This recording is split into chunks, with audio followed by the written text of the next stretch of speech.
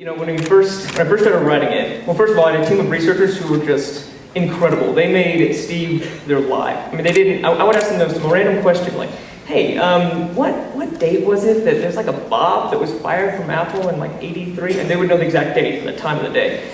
And so it was great to have those resources. And we had a room in our office that it was just wall to wall, all four walls of just sheets of paper where we'd write dates and events and characters on them.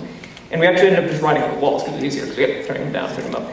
But and even throughout that whole process, we were cutting things out, like, okay, we don't need this, we can't tell this. The first draft, before it even begun to, mold it into something, filmable, it was 256 pages. And Josh came on around that time, and he was like, oh, Jesus. And it was a very daunting task trying to figure out what to tell and what not to tell. But and even, as we got closer to production, we kept figuring out more and better things, better ways to tell the story, and Ashton and Josh had great ideas as well.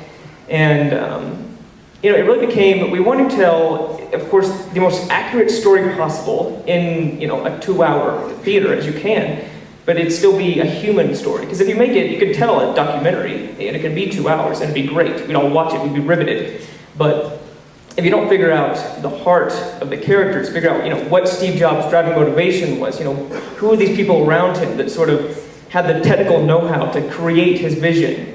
If we don't understand those characters, we can never really appreciate what he did. We can never really appreciate who Steve was, because we can look, now at everything he's created for us, and everything he's left behind for us.